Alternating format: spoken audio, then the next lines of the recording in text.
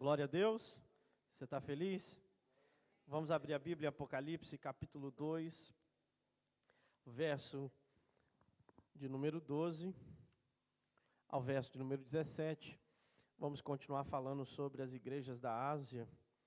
Já falamos da igreja de Éfeso, já falamos da igreja de Esmirna, e hoje vamos falar da carta de Jesus à igreja de Pérgamo. A Bíblia vai dizer assim: ao anjo da igreja em Pérgamo escreve: estas coisas diz aquele que tem a espada afiada de 2 gumes. Conheço o lugar em que habitas, onde está o trono de Satanás, e que conservas o meu nome e não negastes a minha fé. Ainda nos dias de Antipas, minha testemunha, meu fiel, a qual foi morto entre vós, onde Satanás habita.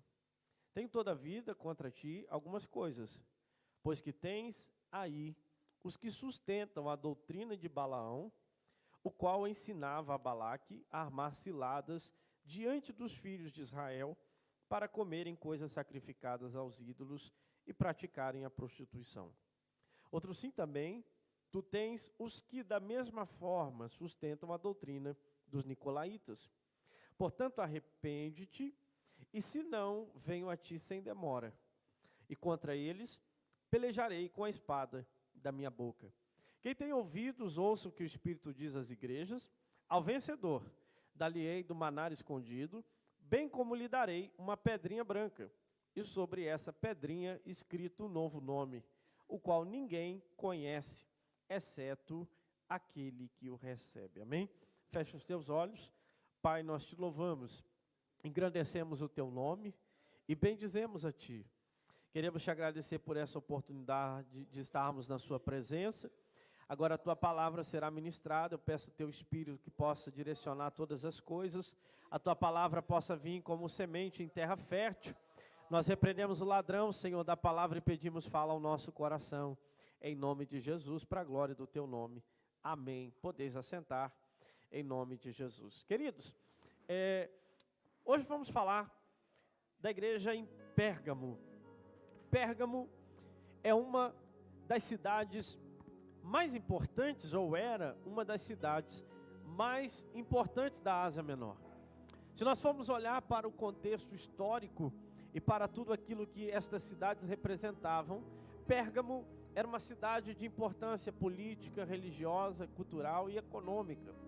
Uma cidade conquistada pelo Império Romano, essa cidade que, como todas as outras, tinha um culto pagão, culto a ídolos, a deuses estranhos. E é interessante que a grandiosidade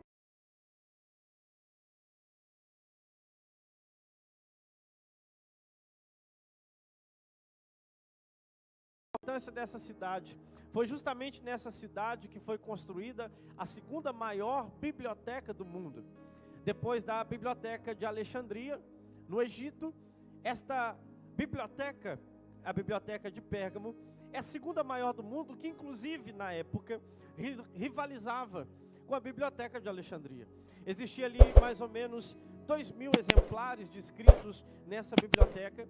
E é interessante um acontecido que o rei de Pérgamo queria encomendar dos Ptolomeus, aqueles que estavam lá no Egito, em Alexandria, o papiro, para que pudesse ter escritos de todas as escrituras possíveis, de todos os exemplares possíveis. Só que os Ptolomeus não aceitaram exportar papiro para Pérgamo.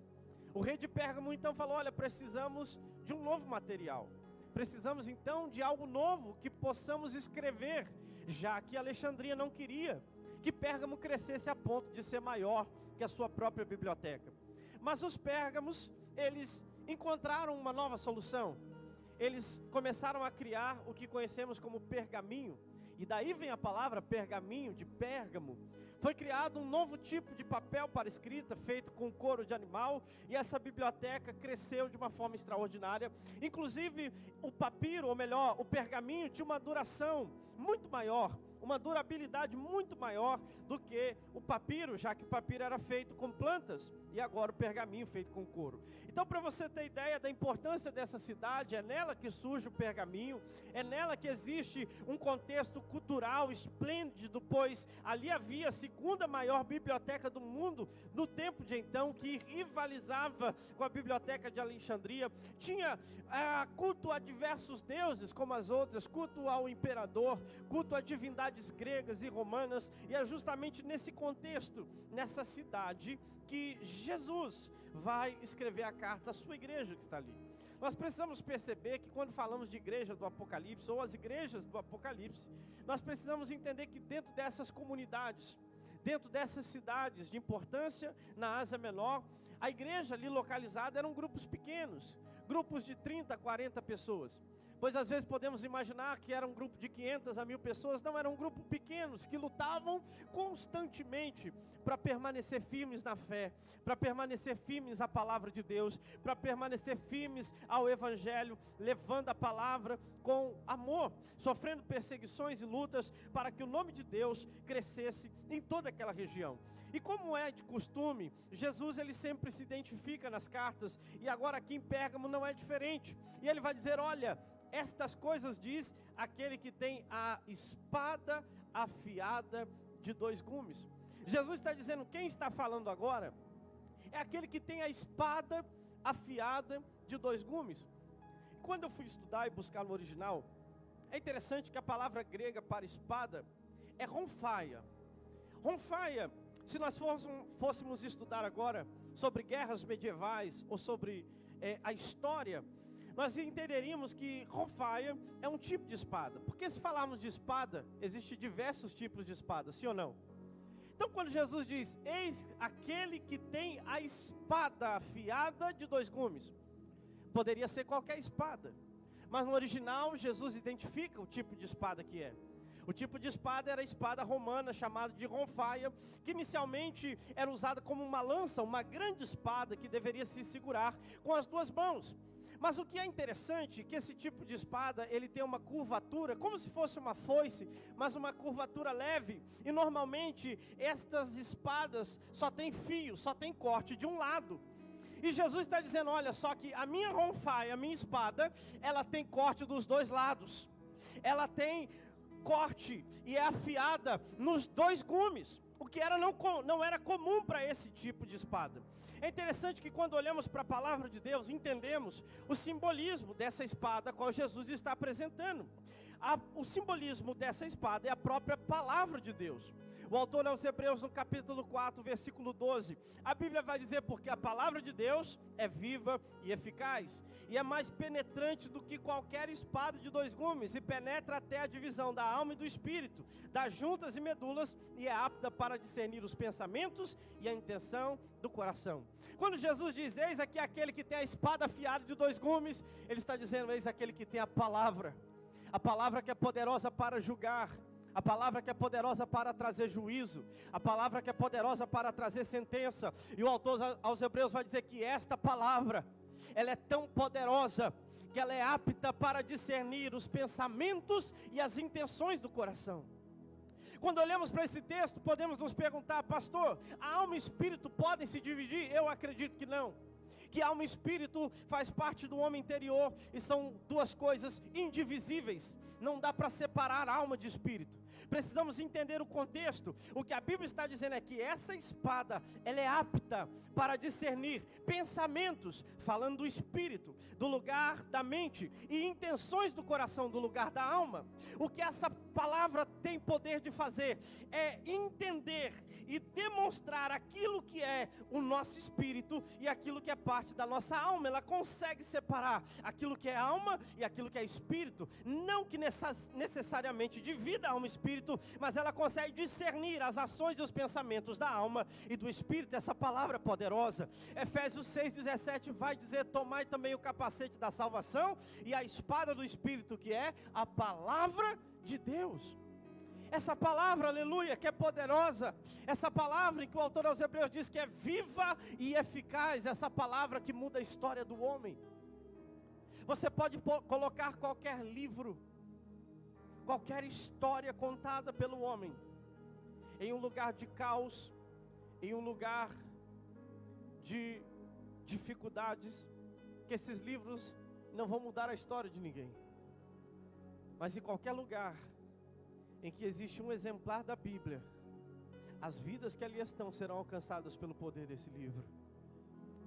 As vidas que ali estão serão alcançadas pelo poder da palavra de Deus. Pois essa palavra nos confronta, esta palavra nos mostra o caminho. É por isso que Jesus, a igreja de Pérgamo, vai dizer: contra eles pelejarei com a espada que sai da minha boca. Porque o que Jesus está dizendo é que essa espada é a sua palavra.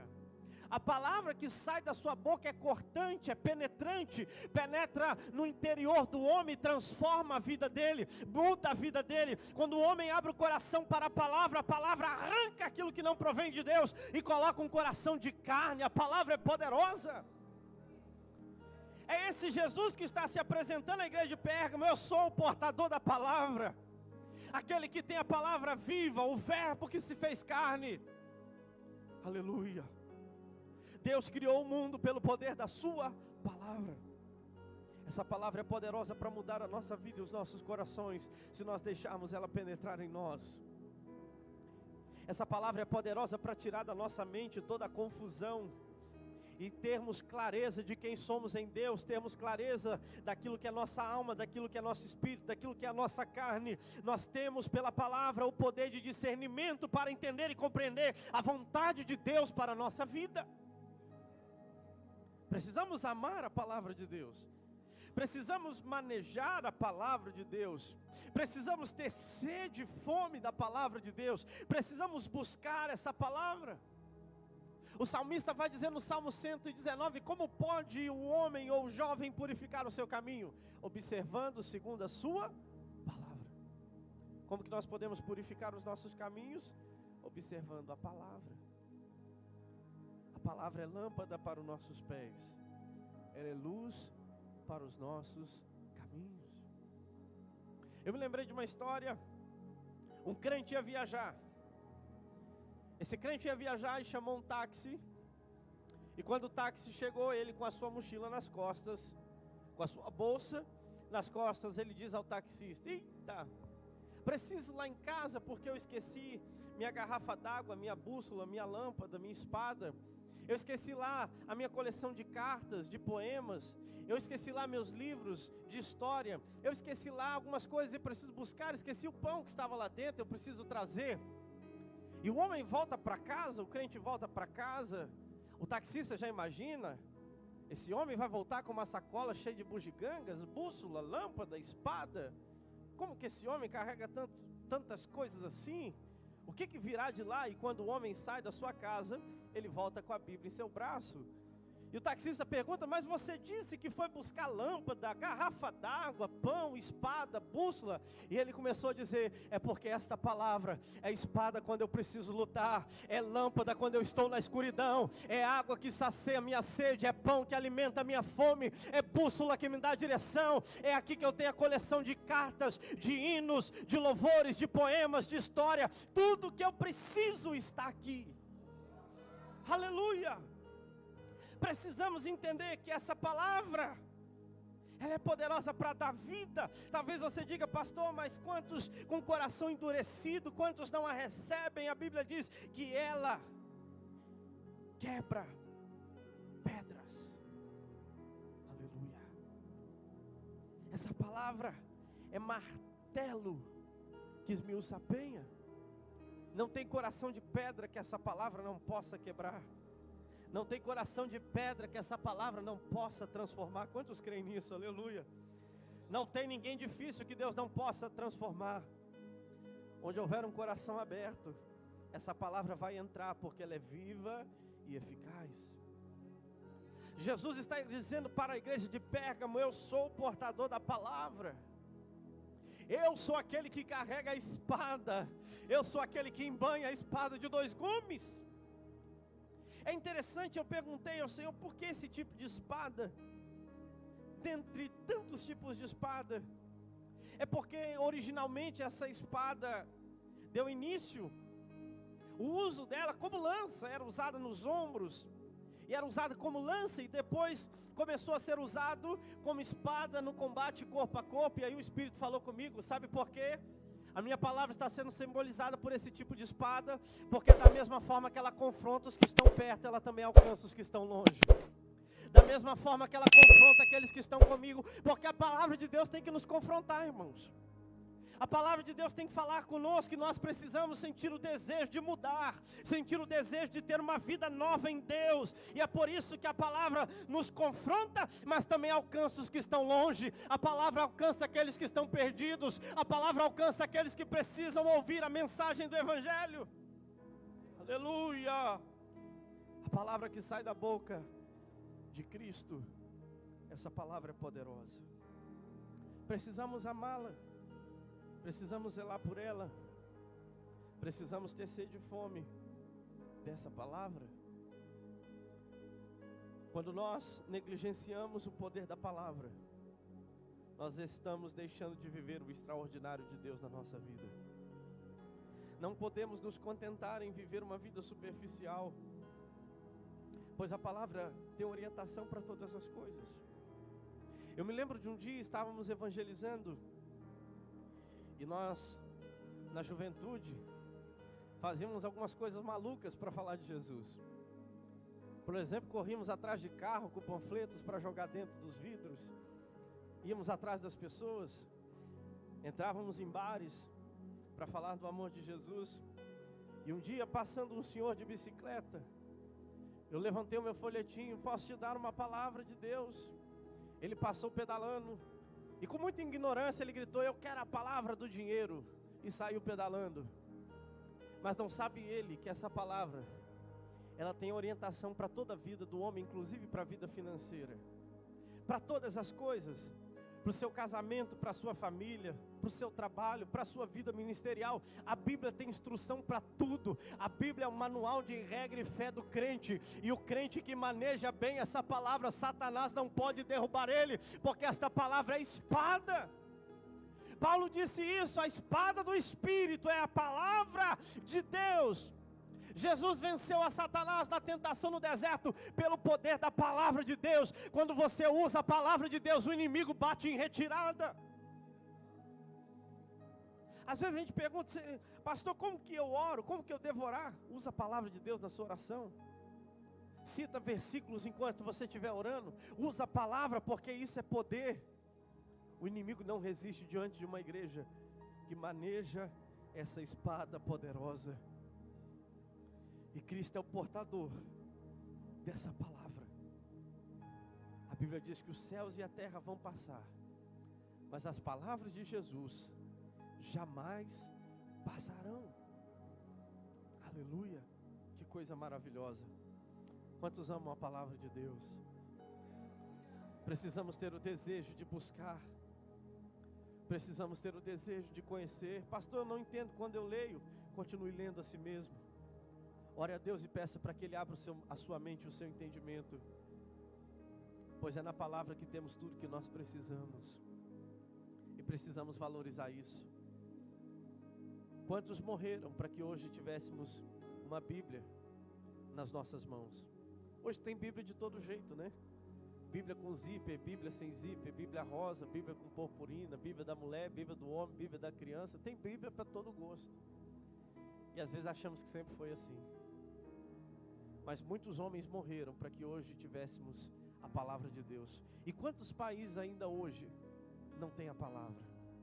Quantos países ainda hoje não têm acesso às Escrituras? Quantos países ainda hoje têm que se contentar às vezes com uma página da Bíblia, porque é tudo que tem, rasgada?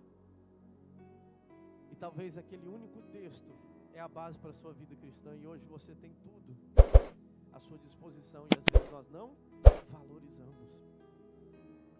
Cristo é aquele que tem a palavra penetrante, a palavra viva, e Ele quer que nós também manejemos essa espada. Ele está dizendo a Pérgamo: eu sou aquele que tem a espada de 2 gumes, que corta nos 2 fios, e não há espada nesse mundo mais cortante do que a minha palavra. Jesus vai dizer à igreja de Pérgamo: conheço o lugar em que habitas. E ele faz uma declaração forte, polêmica: onde está o trono de Satanás? Essa afirmação é algo muito forte, porque segundo Jesus, Satanás mora nessa cidade. Essa cidade hoje está na atual Turquia.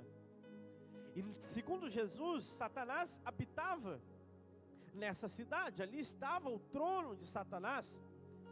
É uma mensagem dura, uma mensagem chocante, mas precisamos perceber o porquê Jesus usa essas palavras para a igreja de Pérgamo. Será que de fato Satanás morava naquela cidade?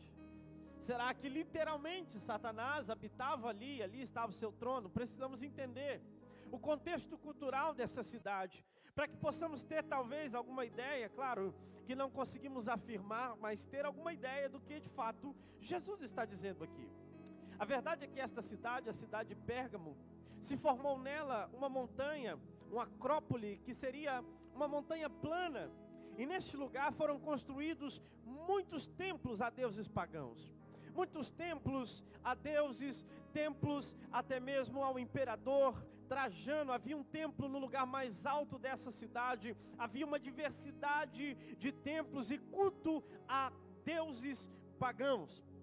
Mas havia ali naquele lugar, porque Pérgamo era conhecido como a sede do culto a Zeus. Você já deve ter ouvido falar de Zeus, da mitologia grega.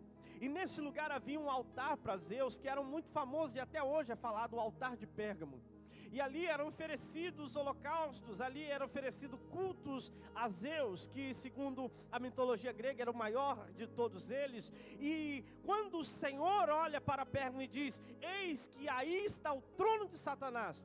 Alguns estudiosos acreditam que Jesus está falando justamente desse altar a Zeus. Mas havia algo também interessante, que Pérgamo era conhecido pela sua escola medicinal. Uma cidade muito avançada no seu tempo, e havia ali um templo, um santuário a um Deus, chamado de o Deus da cura. Um Deus que era considerado aquele que trazia cura para as pessoas doentes. Um Deus chamado de Esculápio, que era um Deus aonde quando as pessoas estavam enfermas, eram ali tratadas nesse santuário. Um lugar onde as pessoas poderiam ter tratamentos terapêuticos. Havia um córrego com águas termais, e as pessoas, segundo a tradição, dormiam ali, e esse Deus contava para eles o que eles deveriam fazer para ser curado. Só que o que é interessante é que este Deus da cura, um Deus grego, era representado pela figura da serpente. A serpente sempre esteve ligado ao lado da medicina, né? Nós vemos que hoje o símbolo da medicina é uma serpente. Nós vemos que lá no deserto, quando Moisés estava com o povo murmurou, e Deus disse: levanta uma serpente para que as pessoas olharem, elas serão curadas. Sempre a serpente esteve envolvida no lado da medicina. Não estou dizendo que a medicina é algo do diabo, mas a serpente é uma figura enigmática que sempre está entrelaçada a Satanás. E esse Deus da cura era representado por uma serpente, e havia culto a esse Deus. Alguns estudiosos pensam que também quando Jesus diz: aí está o trono de Satanás, está falando da adoração a esse Deus, está falando do culto pagão a esse Deus. Mas diante desse contexto, a Bíblia vai dizer que esta igreja se permanecia fiel. Imagine um lugar de idolatria extrema, onde havia muitos cultos pagãos e idólatras. Só que Jesus vai dizer para essa igreja: eu conheço vocês, porque vocês conservam o meu nome e não negaste a minha fé. Sabe o que isso nos ensina, queridos? Não importa o lugar ou o ambiente que estejamos inseridos, Deus pede de nós fidelidade. Não existe lugar difícil, ou melhor, é claro que existem lugares mais difíceis de ser crente, mas não importa a dimensão da dificuldade, Deus espera de nós fidelidade. Deus espera de nós que sejamos fiéis. E Jesus vai declarar sobre um homem, um crente, chamado Antipas, que ele vai dizer: a minha fiel testemunha. Um crente da igreja de Pérgamo, que morreu por causa de Cristo, que morreu por causa do Evangelho, morreu por causa da mensagem de Jesus. Diante da sua fidelidade a Deus, ele passou por uma morte terrível. Talvez, das mortes que eu já ouvi falar dos mártires, seja uma das mais horríveis que eu já vi ou que eu já li. Eu vou te dizer como esse homem morreu. Antipas, um crente fiel a Deus, por causa da sua fé, ele morreu em um objeto de tortura dos mais tenebrosos. O rei da época mandou produzir um touro de bronze, na sua altura original. Só que esse touro de bronze, ele era todo oco por dentro. E o que é que acontecia? As pessoas que eram determinadas a morrer eram colocados dentro desse touro. Havia uma porta, um compartimento, onde se abria esse touro de bronze e colocava a pessoa ali dentro. Nas narinas desse touro de bronze havia como um trompete, porque quando a vítima, a pessoa gritasse agonizando dentro desse touro, iria parecer de fato como um touro bravo gritando. O que é que faziam com o homem depois de estar dentro desse touro?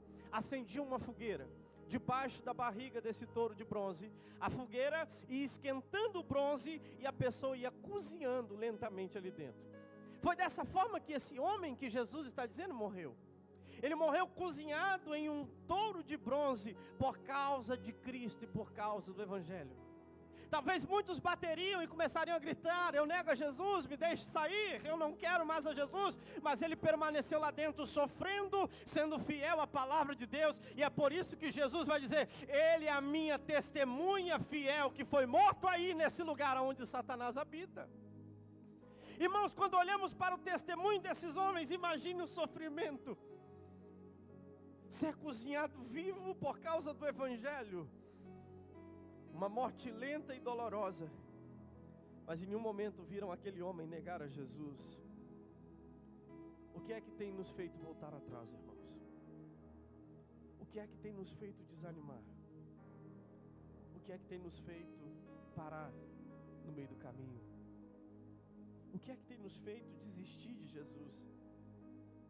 Precisamos entender que não há nada mais valioso nesse mundo do que a presença de Deus.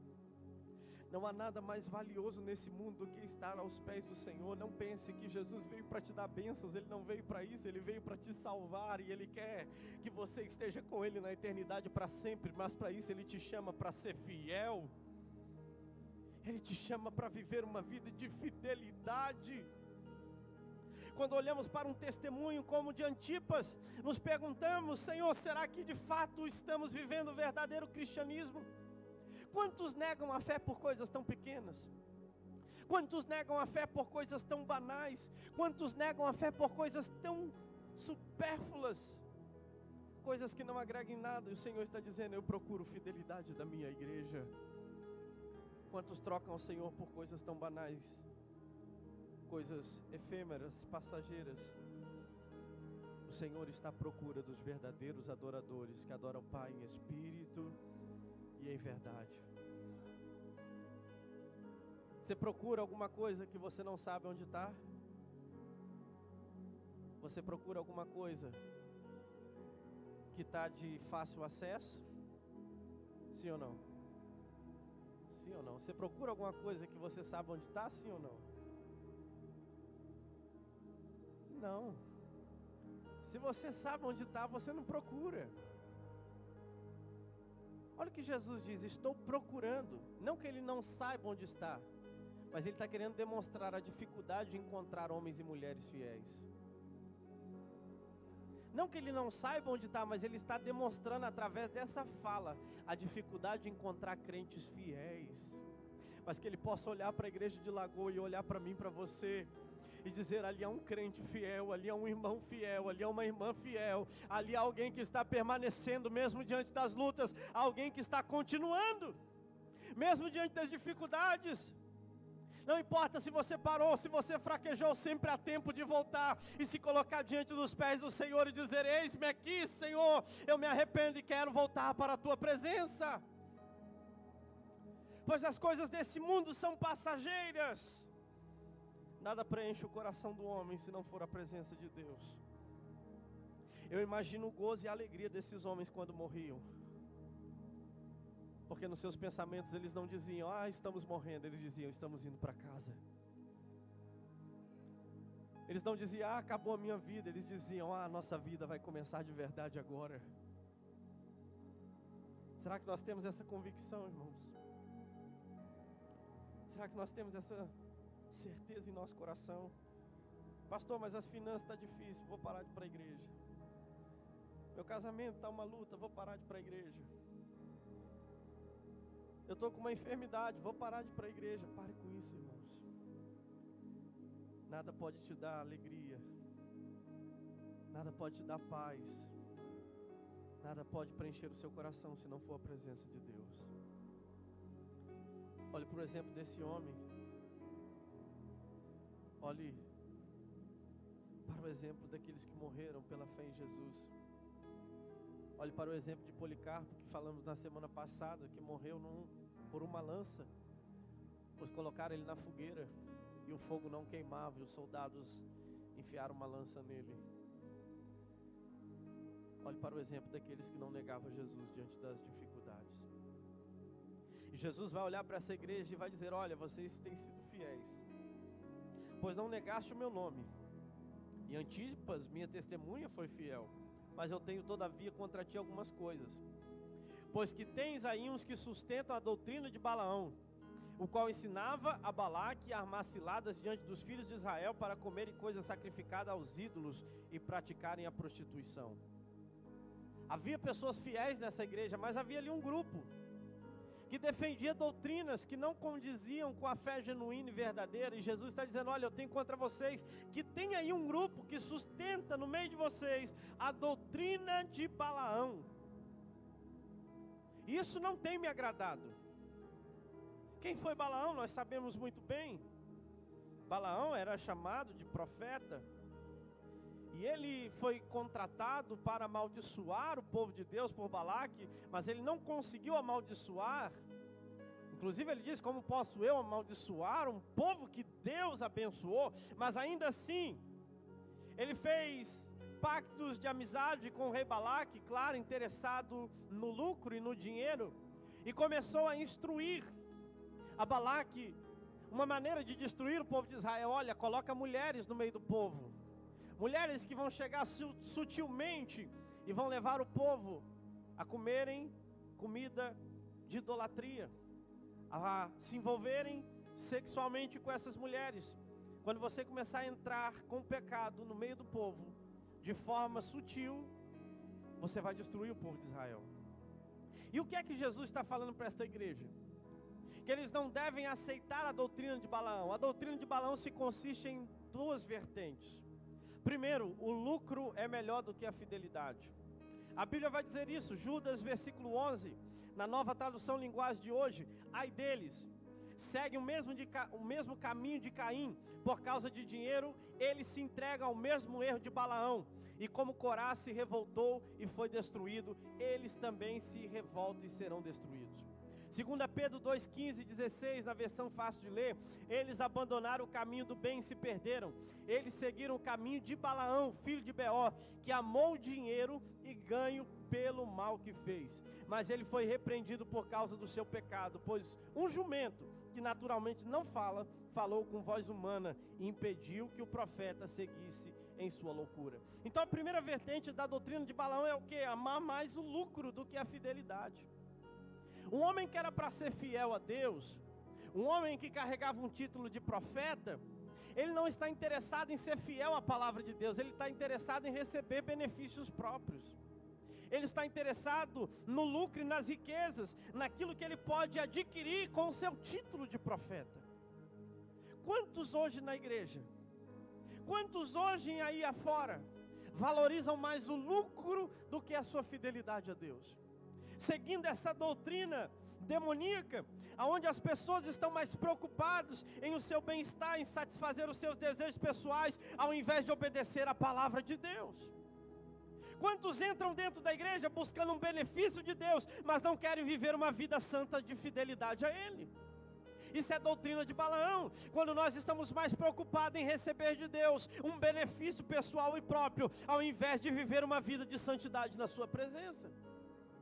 E muitos se atribuem de títulos e de cargos para receberem lucros dos seus trabalhos, ao invés de obedecerem à vontade e à palavra de Deus. Nós não devemos jamais, irmãos, amar mais o dinheiro do que amar a Deus e uma vida de fidelidade a Ele. Pois o dinheiro é uma das coisas que pode te afastar de Deus. O dinheiro é uma das coisas que pode te afastar do verdadeiro evangelho. Pastor, o senhor está dizendo que eu não posso ser rico? Não. Mas eu estou dizendo, se o dinheiro for a prioridade do seu coração, dificilmente você conseguirá ser fiel ao Senhor. Quantos preferem o lucro ao viver uma vida de obediência a Deus?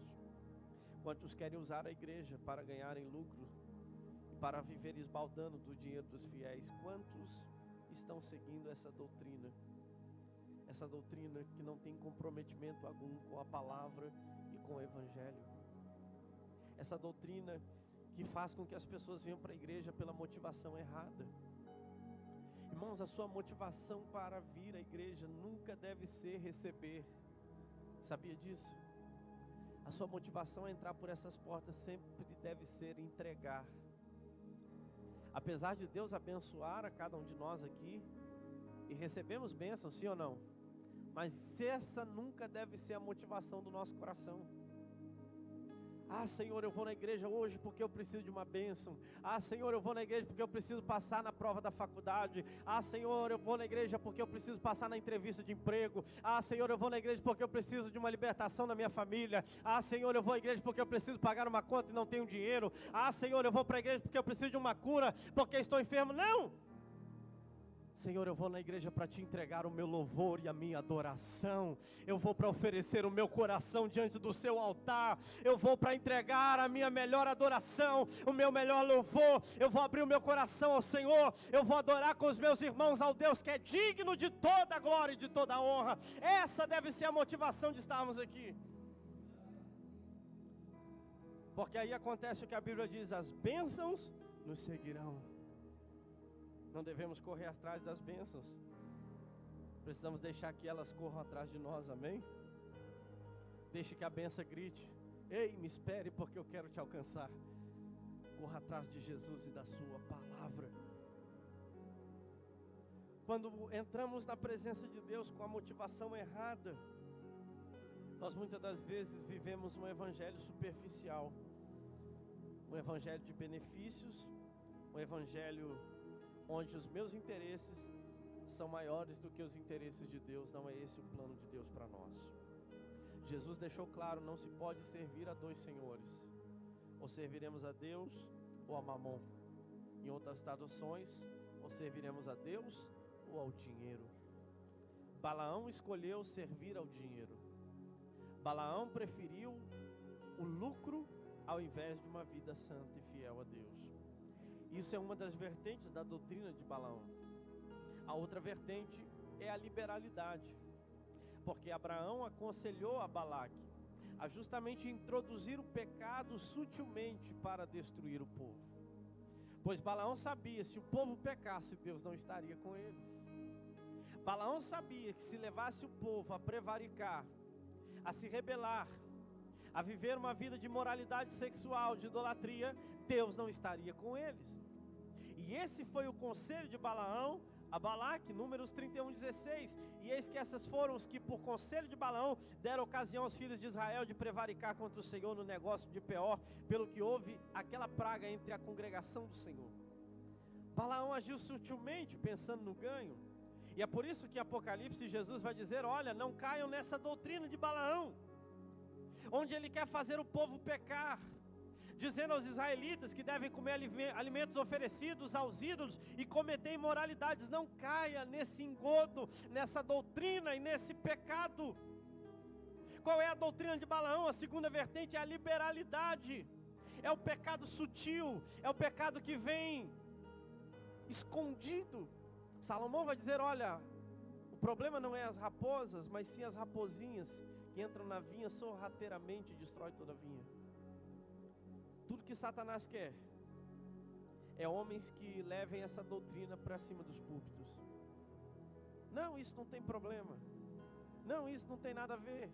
Não, estamos livres, somos libertos em Jesus. Tudo está liberado, podemos fazer tudo. podemos andar da maneira que queremos, podemos falar da maneira que queremos, podemos ser o que somos, devemos nos aceitar. Porque se Jesus nos aceita, também precisamos nos aceitar assim, irmãos.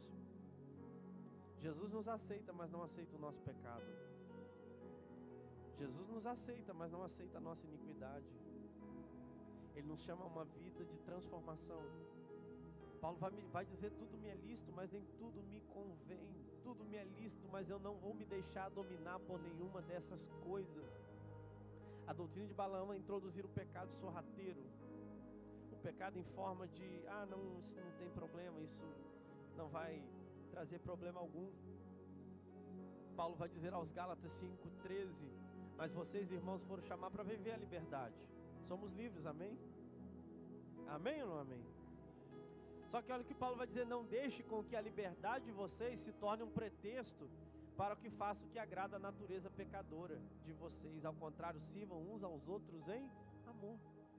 Somos livres sim em Cristo, mas não use a liberdade como um pretexto para satisfazer a sua carne, o seu ego, porque não é isso que é evangelho. Paulo vai dizer, olha, já que estamos em graça, e para que a graça seja mais abundante, vamos pecar ainda mais, para que a graça seja maior em nós? Ele diz, é claro que não. Ele vai dizer aos romanos isso, é claro que não. Não é porque estamos em graça, no período da graça, que vamos viver uma vida deliberada no pecado. E o que Balaão estava fazendo justamente com o povo de Israel era introduzir o pecado de forma camuflada. Irmãos, nós precisamos identificar aquilo que não agrada a Deus. Quando orarmos, precisamos orar a oração de Davi: Senhor, retira de mim até os pecados que me são ocultos, arranca de mim aquilo que não te agrada, me mostra aquilo que me afasta do Senhor, tira de mim aquilo que me impede de estar na sua presença. Precisamos identificar onde está o pecado, não o pecado dos outros, mas o nosso. Pois identificar o dos outros é fácil, mas Deus está querendo que nós venhamos olhar para nós mesmos e encontrar aquilo que não agrada ao Senhor. Não podemos seguir o engano de Balaão. Não, vamos infiltrar devagarzinho, não há problema. Vamos deixar acontecer, isso não tem problema algum. Não, Deus não se preocupa com isso. E na verdade Deus está olhando para nós e desejando olhar em nós um corpo, uma alma e um Espírito Santo para Ele. A Bíblia diz que sem santificação ninguém verá ao Senhor. Esse era o clamor de Jesus a essa igreja. Uma igreja fiel, uma igreja que tinha um mártir que morreu de forma terrível, mas uma igreja que tinha um grupo pequeno que estava trazendo essas doutrinas de Balaão para dentro da igreja e estava fazendo com que o povo fosse se perdendo aos poucos. Eu entendo que Jesus aqui está tratando algo que, se não for cortado, cresce. Pois é isso que o pecado faz. Ele vem de forma sorrateira, e quando a gente menos espera, se ele não for cortado ou tratado, ele cresce. Precisamos entender o pecado como a lepra, pois muitas das vezes na Bíblia o pecado é identificado como a lepra.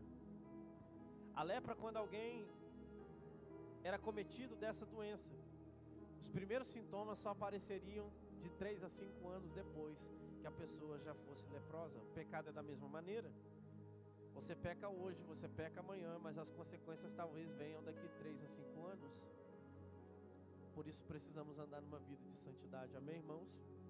Não se deixe levar pela doutrina de Balaão. Não se deixe levar pelo engano, pelo pecado sorrateiro. Não, pode andar assim, pode fazer assim. Não, não é assim que funciona. A Bíblia tem respaldo e instruções para nós.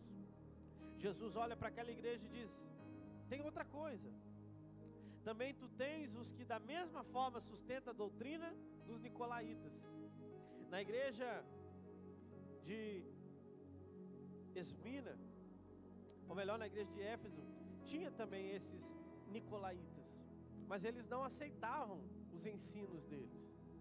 Mas na igreja de Pérgamo agora, existe um grupo que está introduzindo essas falsas doutrinas, dessa tal doutrina dos nicolaítas. Os estudiosos não têm muita clareza, pois não há material histórico para demonstrar que tipo de doutrina era essa, mas uns acreditavam que essa doutrina deu início através de um dos 7 diáconos, que tinha o nome de Nicolau.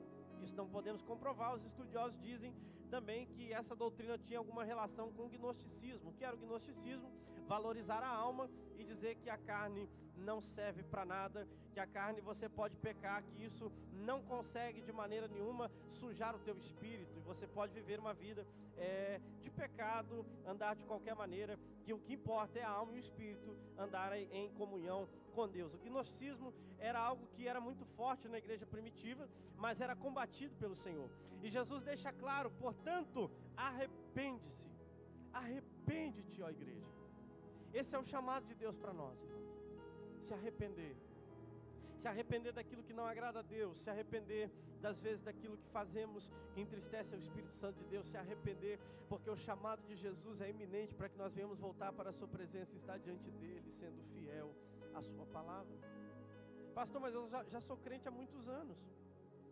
Mas isso não quer dizer que nós não tenhamos falhas ou erros. O Senhor nos chama para todos os dias nos arrepender, amém? E aí Jesus vai fazer uma promessa. Quem tem ouvidos, ouça o que o Espírito diz às igrejas. Ao vencedor dar-lhe-ei do maná escondido, bem como lhe darei uma pedrinha branca, e sobre essa pedrinha escrito um novo nome, a qual ninguém conhece, exceto aquele que o recebe.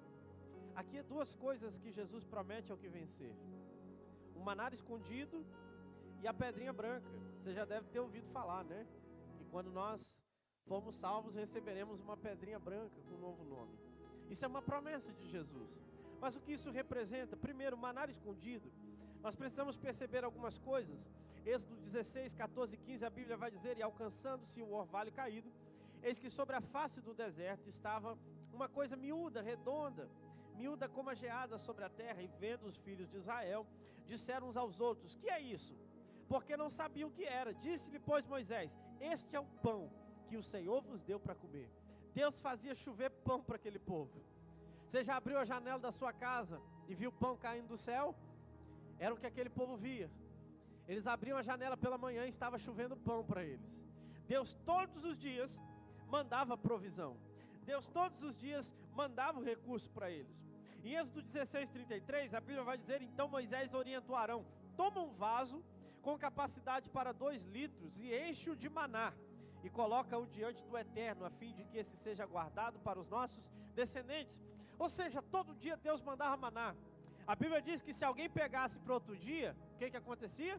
Virava bicho, apodrecia, porque Deus queria fazer aquele povo confiar que todo dia Deus ia mandar. Só que Arão pegou um pouco daquele pão e colocou numa vasilha de ouro, para colocar dentro da arca da aliança, e aquele pão não apodrecia. Se o povo guardasse o pão apodrecia, mas o pão que estava na arca da aliança não apodrecia. E aquele pão foi guardado, escondido dentro da arca do Senhor. Ele ficava no Santo dos Santos. Hebreus vai falar isso, Hebreus 9:4, onde se posicionava o altar de ouro puro para incenso e a arca da aliança, também toda revestida de ouro. Nessa arca estava um vaso de ouro contendo maná, a vara de Arão que floresceu e as tábuas da aliança. Ou seja, esse maná estava ali guardado, escondido dentro da arca da aliança. Um maná que, ao contrário dos outros que apodrecia se guardasse para outro dia, um maná, ao contrário daquele que todos os dias Deus mandava pela manhã para o povo de Israel, estava guardado. Jesus, em João 6,51, na versão fácil de ler, ele vai dizer: eu sou o pão vivo que desceu do céu, e quem comer desse pão viverá para sempre. Esse pão é o meu corpo, e eu darei o meu corpo para que o mundo possa ter vida. Jesus aponta agora para o maná e diz: olha, o maná sou eu. O pão que desceu do céu lá com Moisés, eu sou o pão vivo que desceu do céu. Eu sou o alimento, eu sou aquele que tem força, renovo, fortalecimento e graça para aqueles que me aceitam. Eu sou o pão diário, a provisão diária do crente. Eu sou aquele que quando o crente clama pela manhã, eu já tenho a provisão para entregar a ele. Eu sou o pão vivo. Só que o maná escondido mostra para nós que, apesar de Jesus ser o pão, existe algo que ainda em Jesus não foi revelado, que ainda em Jesus não foi apresentado. Jesus está dizendo à igreja de Pérgamo: ao que for fiel, eu darei do maná escondido. O que ele está dizendo é: eu vou entregar aquilo que está escondido, aquilo que ainda vocês não conhecem, aquilo que vocês ainda não viram, aquilo que vocês ainda não perceberam, aquilo que é pleno sobre a minha pessoa, eu vou entregar àqueles que forem fiel. Todos os dias Deus tem provisão para a tua vida, todos os dias Jesus tem cuidado de você, mas há algo ainda escondido em Deus que será revelado àqueles que forem fiéis. Aleluia. Você quer ver? Paulo vai dizer, 1 Coríntios 13, 12: agora, portanto, enxergamos apenas um reflexo obscuro, como em um material polido. Entretanto, haverá um dia em que veremos face a face. Hoje conheço em parte, então conhecerei perfeitamente, da mesma maneira como plenamente sou conhecido. O que Paulo está dizendo? Hoje a gente conhece em parte, hoje a gente não tem a plenitude. A gente sabe que Ele é o maná, mas ainda não conheceu a plenitude dEle. Mas haverá um dia que Ele irá revelar o maná escondido. Haverá um dia que Ele revelará a sua plenitude àqueles que serão fiéis. 1 João 3,2 vai dizer: amado, agora somos filhos de Deus, e ainda não se manifestou o que havemos de ser. Todavia sabemos que quando Ele se manifestar, seremos semelhante a Ele, pois o veremos como Ele é. Quantos gostariam de ver Jesus como Ele é? Hoje nós conhecemos em parte, como uma sombra, como um reflexo, mas um dia conheceremos como Ele é. Ele revelará a sua glória, Ele virá, aleluia, com olhos como chama de fogo, cabelos brancos como a neve, pés como latão reluzente, aleluia. Ele virá em glória e revelará a sua plenitude a nós. Aquilo que ainda nós não conhecemos, ao fiel eu darei do maná escondido, e darei a ele uma pedrinha branca. Essa pedrinha branca, existem diversas interpretações com relação a ela. Para você ter ideia, ao estudar eu encontrei pelo menos 7 interpretações ao respeito do que é essa pedrinha branca. Mas eu quero trazer aqui apenas 2 que para mim são mais coerentes com a revelação. A primeira coisa, lembre-se, e deixa eu deixar isso claro, Jesus quando fala algo, aquilo que é dito é algo comum ao contexto daqueles que estão ouvindo.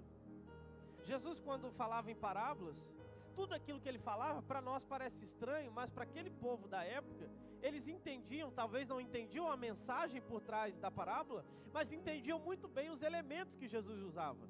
Por exemplo, quando Jesus fala das bodas, fala do casamento, fala do vinho, fala do semeador, eram coisas que o povo judeu estava acostumado no seu cotidiano. Quando Jesus usa palavras como essa, pedrinha branca, é algo que o povo de fato entenderia aquilo que Jesus está dizendo. Jesus aqui não está dando de fato uma revelação obscura, mas está usando algo que o povo conhecia para revelar o seu propósito. Jesus está dizendo: aos que for fiel, eu darei uma pedrinha branca. Como eu disse, vi pelo menos 7 interpretações, mas eu quero aqui falar apenas de 2 que eu achei coerente. A primeira, a pedrinha do hóspede, o que era comum. Naquela época não tinha hotel como hoje em dia, não tinha pousadas como hoje em dia. Era muito comum a hospitalidade, ou seja, eu chegava na casa do presbítero Aguinaldo, ele não me conhecia e dizia: sou um viajante, preciso de passar a noite em algum lugar, você pode me dar estadia?